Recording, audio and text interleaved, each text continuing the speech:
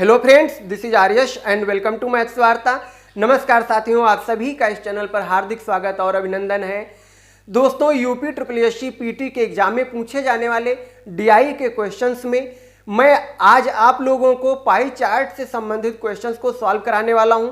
तो साथियों, क्वेश्चंस पे आगे चलने से पहले आप सभी लोग वीडियो को लाइक कर दीजिए और चैनल को सब्सक्राइब करके ऑल पे क्लिक कर लीजिए, क्योंकि आपका समर्थन ही हमारा मनोबल है। जो ये ग्राफ दिया हुआ है पाई चार्ट का, सबसे पहले तो इस दिए हुए ग्राफ की विधिवत एनालिसिस कर लेते हैं और ये समझने का प्रयास करते हैं कि इस ग्राफ में क्या क्या चीजें दी हुई हैं। कंपनी ने एक डेटा कलेक्ट कराया और उसमें कहा कि इस प्रकार से इस डेटा को प्रदर्शित कीजिए कि हमें अलग अलग राज्यों के नाम के साथ साथ में उन राज्यों से आए हुए लोगों की संख्या को भी दिखाना है। तो इस दिए हुए ग्राफ में हमें दो पॉइंट्स जो हैं उनको अच्छे से समझना है। एक तो जो राज्यों के नाम हैं उनको, दूसरा उन राज्यों से संबंधित लोगों की संख्या, यानी राज्य और उस राज्य से आए हुए कितने कर्मचारी इस दी हुई इंडस्ट्री में कार्यरत हैं उनको हमें इसमें प्रदर्शित करना है। तो जो राज्यों के नाम हैं उनको अल्फाबेटिकल लेटर से लिख दिया गया है।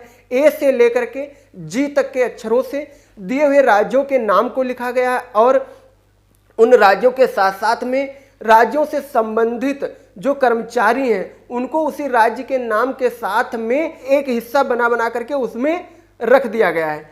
तो जैसा कि यहाँ पे राज्यों के नाम लिखे गए हैं, राज्य ए हो गया, राज्य बी हो गया, राज्य सी है, राज्य डी है, राज्य ई है, राज्य एफ है और इसी प्रकार से राज्य जी है। तो जो ए से जी तक के लेटर हैं ये राज्यों के नाम को प्रदर्शित करते हैं। ये बार बार मैं नाम शब्द क्यों कह रहा हूं, क्योंकि इससे रिलेटेड पहला क्वेश्चन ही बनेगा। फिर जो ये राज्यों के नाम हैं अलग अलग, इन राज्यों से कितने कितने लोग इस कंपनी में कार्य कर रहे हैं उनको लिखा गया है। तो जैसे राज्य ए से 180 लोग आए हुए हैं इस कंपनी में कार्य करने के लिए, राज्य बी से 150 लोग इस कंपनी में कार्य कर रहे हैं, राज्य सी से 180 लोग आकर के इस कंपनी में कार्य कर रहे हैं, राज्य डी से 240 लोग आकर के इस कंपनी में कार्य कर रहे हैं और राज्य ई से 60 लोग तथा राज्य एफ से 120 लोग आकर के इस कंपनी में कार्यरत हैं और राज्य जी से 150 लोग इस कंपनी में काम कर रहे हैं। तो जो ये डेटा है ये राज्यों के नाम को और उन राज्यों से संबंधित कर्मचारियों की संख्या को प्रदर्शित कर रहा है। इन्हीं से हमें जो भी इस पाई चार्ट के 5 क्वेश्चंस पूछे जाएंगे उनको इसी ग्राफ के 2 डेटा से हमें सॉल्व करना है। एक तो राज्यों के नाम से संबंधित कोई भी क्वेश्चन किया जा सकता है, दूसरा इन राज्यों के जो अलग अलग कर्मचारियों की संख्या है उससे संबंधित क्वेश्चंस इसमें पूछे जाएंगे। तो चलिए अब आगे क्वेश्चनों की बारी है, क्योंकि आप लोग बहुत बेसब्री से इंतजार कर रहे थे। फर्स्ट क्वेश्चन क्या कह रहा है कि सबसे कम कर्मचारियों की संख्या किस राज्य में है। 4 ऑप्शन दिए हुए हैं और पूछा गया कि जो कर्मचारियों की संख्या है वो क्या एफ राज्य में सबसे कम है या फिर जी राज्य में सबसे कम है या ए राज्य में सबसे कम है या फिर ई राज्य में कर्मचारियों की संख्या सबसे कम है। ये क्वेश्चन में पूछा गया है। तो इस प्रश्न का जो आंसर होगा हमें ये जो पाई चार्ट है इसको देख करके निकालना होगा। तो इसमें बहुत सारे राज्य दिए हुए हैं ए से जी तक। इन सभी राज्यों में अलग अलग कर्मचारियों की संख्याएं दी हुई हैं। तो जिस राज्य में सबसे कम कर्मचारियों की संख्या होगी वो राज्य इस प्रश्न के लिए आंसर होगा।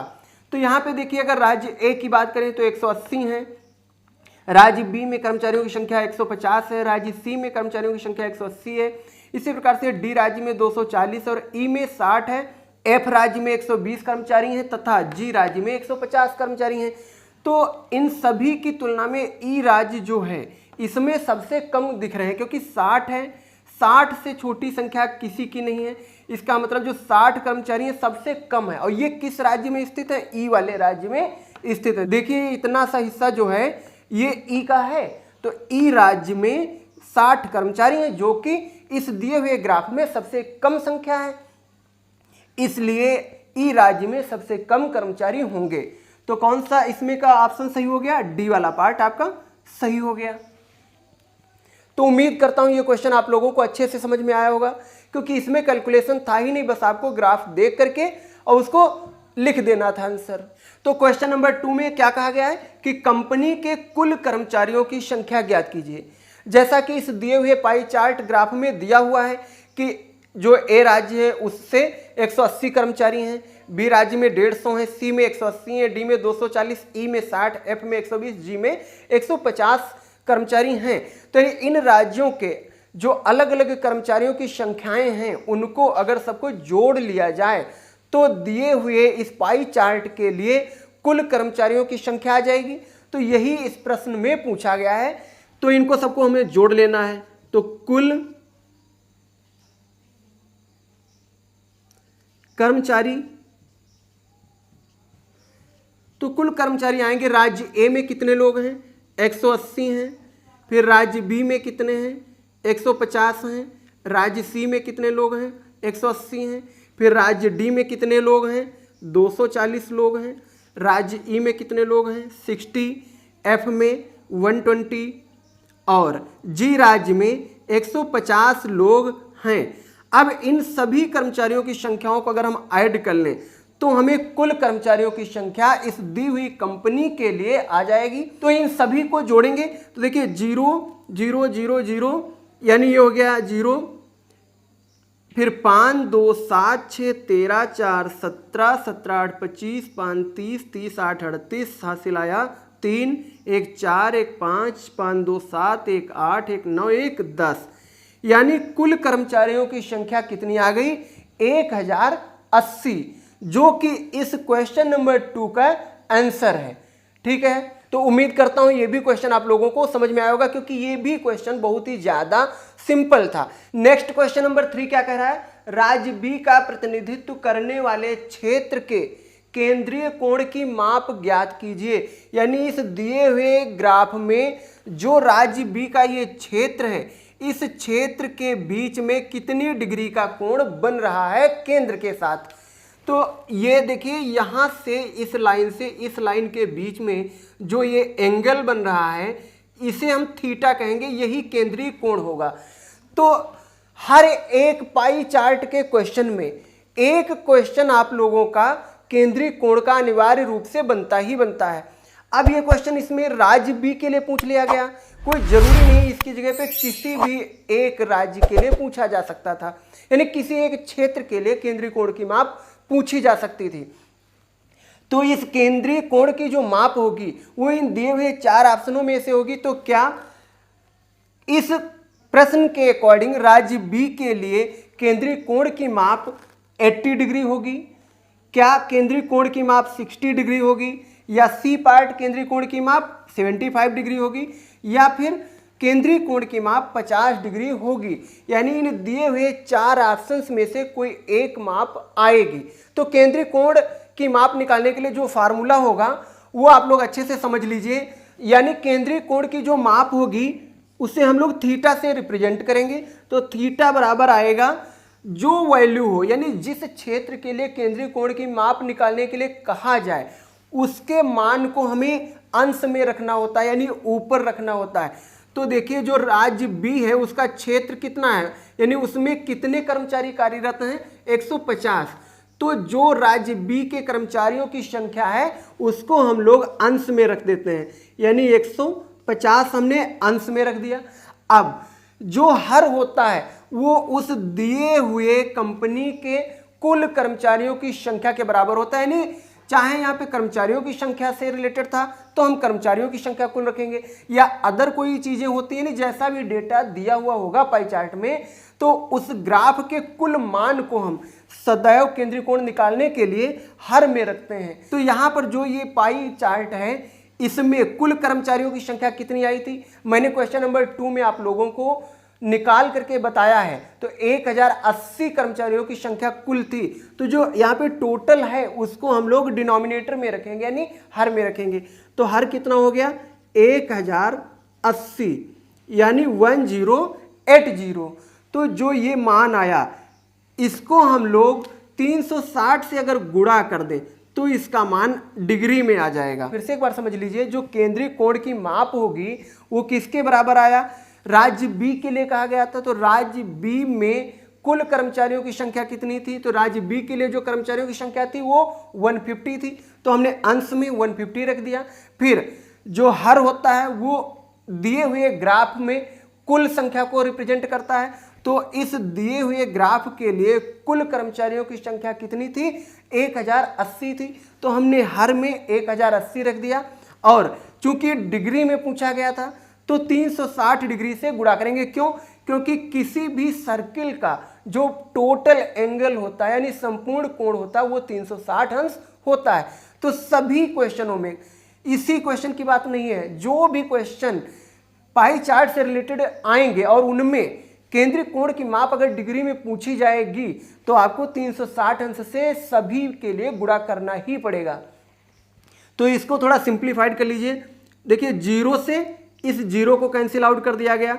अब जो ये 108 बचा है इसको 36 से अगर काटा जाए तो 3 बार कटेगा, तो यानी 36 तियां 108। अब इस 3 से अगर हम 150 को कैंसिल आउट करेंगे तो कितना आएगा, 50। तो कितना आ गया, 50 डिग्री इस दिए हुए प्रश्न के लिए आंसर होगा। तो इन दिए हुए 4 पार्टों में से कौन सा आंसर आया, ये डी वाला पार्ट, यानी डी में 50 था तो 50 डिग्री इस प्रश्न के लिए आंसर आ गया। सभी क्वेश्चनों में केंद्रीय कोण निकालने के लिए बस एक ही कॉन्सेप्ट आप लोगों को ध्यान रखना, वो क्या है, जिस क्षेत्र के लिए कहा जाए तो उस क्षेत्र के लिए क्या संख्या है उसको हम लोग अंश में रखते हैं, और उस ग्राफ की जो टोटल वैल्यू होती है यानी कुल मान होता है उसको हम लोग नीचे रखते हैं और 360 डिग्री से गुणा कर देंगे। फिर उसको सॉर्ट आउट कर लेंगे, जो फाइनल हमें आंसर मिलेगा वो उस क्षेत्र के लिए केंद्रीय कोण की माप होगी, यानी उस क्षेत्र का केंद्रीय कोण होगा। तो मैं उम्मीद करता हूं ये क्वेश्चन आप लोगों को अच्छे से समझ में आया होगा। नेक्स्ट क्वेश्चन नंबर 4 क्या कह रहा है, यदि इस कंपनी के जो ये पाई चार्ट दिया हुआ है, यानी जिस कंपनी के लिए पाई चार्ट दिया हुआ है उसकी बात हो रही है। क्या रहा है, यदि इस कंपनी के कर्मचारियों का औसत वेतन 25,000 रुपये हो, यानी औसत तौर पे प्रत्येक कर्मचारी को कितने रुपए दिए जा रहे हो, 25,000 रुपये दिए जा रहे हो, तो इस कंपनी के सभी कर्मचारियों को भुगतान किए गए वेतन की राशि रुपए लाख में ज्ञात कीजिए। यानी एक कर्मचारी को औसत तौर पे 25,000 रुपये इस कंपनी के द्वारा पे किए जा रहे हैं, यानी दिए जा रहे हैं। तो अब आपको क्या बताना है, इस कंपनी में कार्यरत सभी कर्मचारियों का जो टोटल वेतन होगा वो कितना होगा। तो समझ में आया, जैसे मैं कहूं आप लोगों से एक पेन की वैल्यू 2 रुपये है, तो एक पैकेट है जिसमें 5 पेन है, तो उस पैकेट की वैल्यू कितनी होगी। तो भाई जब एक पेन का मान 2 रुपये है तो दिए गए पैकेट में पेनों की संख्या 5 है, तो 5 से अगर हम एक पेन के मूल्य को गुणा कर दें तो उस पैकेट की वैल्यू आ जाएगी, यानी 5 दूनी 10 रुपये हो जाएगा। इसी प्रकार से यहाँ कहा गया है कि एक कर्मचारी का जो मासिक वेतन औसत तौर पे है वो 25,000 रुपये है। तो हमें बताना है इस कंपनी में कार्य करने वाले सभी यानी कुल कर्मचारियों का जो औसत वेतन होगा वो कितना होगा। तो यहां पे समझ लीजिए इसको, एक कर्मचारी का जो वेतन है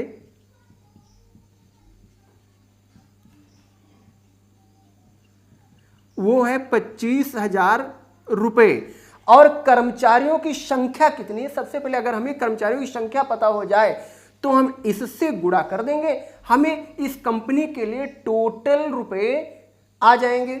तो कर्मचारियों की संख्या कितनी हो जाएगी, कर्मचारियों की कुल संख्या, तो कर्मचारियों की जो टोटल संख्या होगी वो अभी इसके पहले वाले 3rd क्वेश्चन में मैंने आप लोगों को ऐड करके निकलवाया था कि इन सभी की संख्या को अगर हम जोड़ेंगे तो 1080 आएगा, यानी राज्य ए से लगा करके राज्य जी तक में जो ये कर्मचारियों की अलग अलग संख्याएं दी हुई हैं इनको हमें जोड़ लेना है। तो इनको अगर हम जोड़ेंगे तो टोटल जो वैल्यू आएगी वो क्या होगी, कर्मचारियों की कुल संख्या होगी।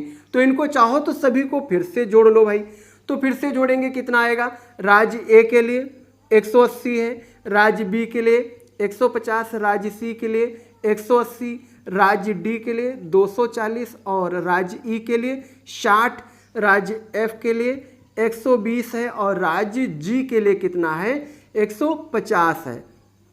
इन सभी को ऐड करेंगे तो कितना आ जाएगा 1080 यानी 1080 आएगा।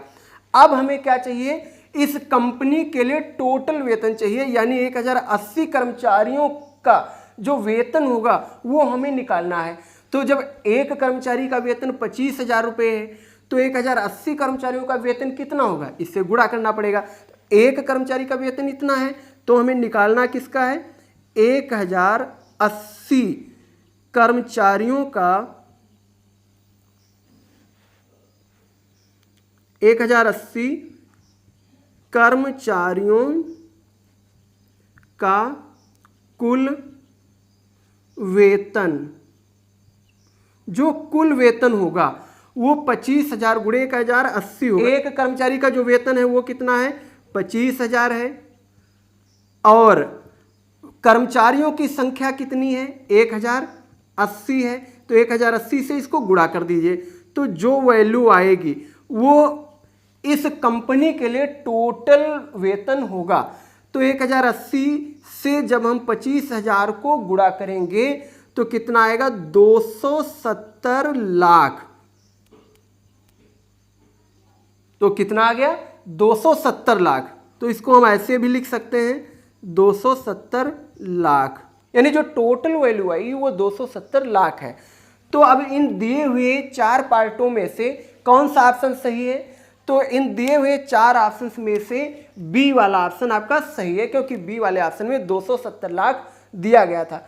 तो मैं उम्मीद करता हूं ये भी क्वेश्चन आप लोगों को अच्छे से समझ में आया होगा। जिन लोगों ने अभी तक चैनल को सब्सक्राइब नहीं किया, साथियों चैनल को फटाफट सब्सक्राइब कर लीजिए। क्वेश्चन नंबर 5 क्या कह रहा है कि राज्य ए और राज्य डी के कर्मचारियों की संख्या, यानी राज्य ए और डी राज्य के जो कर्मचारी उनको हम जोड़ लें और जो संख्या आएगी उसका मान कुल कर्मचारियों की संख्या का कितना प्रतिशत है। यानी जो राज्य ए है और राज्य डी, यानी राज्य ए और राज्य डी, इन 2 राज्यों के कर्मचारियों की संख्या का मान इस दिए हुए चार्ट के अंदर कुल कर्मचारियों की संख्या का कितना प्रतिशत है। यानी ये और ये दोनों क्षेत्र मिलकर के इस संपूर्ण क्षेत्र का कितना प्रतिशत है, ये इस क्वेश्चन में पूछा गया है। और ये 4 ऑप्शन दिए गए, कहा गया है कि क्या 37.25% है, क्या 36.65% है, क्या 38.89% है या 39.14% है। इनमें से कोई एक परसेंटेज होगा। तो इस प्रकार का भी क्वेश्चन हमने प्रीवियस सेशन में आप लोगों को अच्छे से समझाया था। हमने बताया था आप लोगों को कि जब भी किसी एक वैल्यू की कंपेयर टोटल वैल्यू से की जाती है तो जो अंश होता है यानी न्यूमरेटर होता है उसमें हम जो मेन वैल्यू हमारी होती है उसको रखते हैं और जो डिनोमिनेटर होता है यानी हर होता है उसमें हम टोटल वैल्यू को रखते हैं और 100 से मल्टीप्लाई कर देते हैं तो दी हुई परसेंटेज वैल्यू आ जाती है। तो यहाँ इस प्रश्न के अकॉर्डिंग जो पूछा गया देख लीजिए, जो इसमें पूछा गया कितना प्रतिशत है, तो हमें निकालना क्या है, प्रतिशत मान निकालना है। क्या निकालना है, प्रतिशत मान। तो यहाँ पे राज्य ए और राज्य डी के कर्मचारियों की संख्या कहा गया है। तो यानी राज्य ए के जो कर्मचारी होंगे प्लस राज्य डी के जो कर्मचारी होंगे, इन दोनों को हमें क्या करना है, ऐड कर लेना है। और जो हर होगा उसमें क्या रखना है, कुल कर्मचारियों की संख्या का कितना प्रतिशत है, यानी जिससे तुलना की जाए या फिर जिससे कंपेयर करने के लिए क्वेश्चन में कहा गया हो उस वैल्यू को सदैव डिनोमिनेटर में रखते हैं, यानी हर में रखते हैं। तो यहाँ पे कुल कर्मचारियों की संख्या कहा गया था, तो कुल कर्मचारियों की जो संख्या होगी तो बार बार प्रत्येक क्वेश्चन में ऐड करने के लिए इसमें इतना टाइम नहीं होता है। कॉम्पिटिटिव एग्जामिनेशन में एक बार आपने प्रीवियस क्वेश्चन में ऐड किया था क्वेश्चन नंबर 2 में, तो कितना आया था कर्मचारियों की संख्या 1080। तो उस 1080 वैल्यू को यहाँ पे हर में रख दें। चूंकि परसेंटेज वैल्यू पूछी गई थी तो परसेंटेज वैल्यू निकालने के लिए 100 से मल्टीप्लाई किया जाता है। तो राज्य ए में कितने कर्मचारी हैं, 180 हैं। राज्य डी में कितने कर्मचारी हैं? 240 हैं बटे 1080 गुणे 100। तो कितना आएगा? 180 में 240 ऐड करेंगे तो देखिए, जीरो में जीरो जोड़ेंगे कितना आएगा? 0। 4 में 8 जोड़ेंगे 12, 2 हासिल 1, 2 1 3 1 420 यानी 420/1080 गुणे 100। अब यहाँ पे देखिए, इस वाले जीरो से ये वाला जीरो कैंसिल कर दिया गया। फिर उसके बाद में 2 से इसको कैंसिल आउट करेंगे तो कितना आएगा? 2 पंचे 10, 2 चक्कू 8। इसको 2 से कैंसिल आउट करेंगे कितना आएगा? 2 दूनी 4, 2 एकम 2। अब देखिए, 3 से ये कट रहा है, 3 से ये कट रहा है, तो इसको 3 से कैंसिल आउट करेंगे कितना आएगा? 18। और इसको 3 से कैंसिल आउट करेंगे कितना आ जाएगा? 7। अब 18 से 7 डिविजिबल नहीं है, तो सबसे पहले तो हम यहाँ पे इन दोनों की गुणा कर लें। 7 और 100 की कितना आ जाएगा? 700 डिवाइडेड बाई 18। तो इसको हम सॉल्व करें तो देखो, सबसे पहले तो हम 2 से काट लें तो 2 9 18। फिर 2 से इसको कैंसिल आउट करेंगे कितना आएगा? 350। तो फाइनली कितना आ गया? ये 350/9 यानी 350/9। अब 350 को 9 से कैंसिल आउट करेंगे तो कितना आएगा? 9 से इसको काटेंगे तो 9 त्रुक 27, कितना बचा? 3 8 80 हो गया। 9 8 72, 8 आया। फिर 9 8 72, 9 8 ऐसे चलता रहेगा तो ये समथिंग इतना आएगा, 38.89%। तो अब आप लोग इसमें से देख लीजिए, जो ये दिए हुए 4 ऑप्शंस हैं उसमें से कोई एक पार्ट सही होगा। तो यहाँ पे 37.25 ये गलत हो गया, यहाँ पे 36.65 ये भी नहीं है, यहाँ पे 38.89 है, यानी ये वाला सी पार्ट इस दिए हुए प्रश्न के लिए सही उत्तर है। तो इस क्वेश्चन में क्या किया गया? जिन 2 राज्यों के कर्मचारियों की संख्या की कंपेयर की गई थी कुल वैल्यू से, तो सबसे पहले हमने क्या किया? राज्य ए और राज्य डी के कर्मचारियों की संख्या को जोड़ लिया और अंश में रख दिया। फिर कुल कर्मचारियों की संख्या का कितना प्रतिशत था पूछा गया, तो हर में कुल जो कर्मचारियों की संख्या थी उसको रख दिया गया।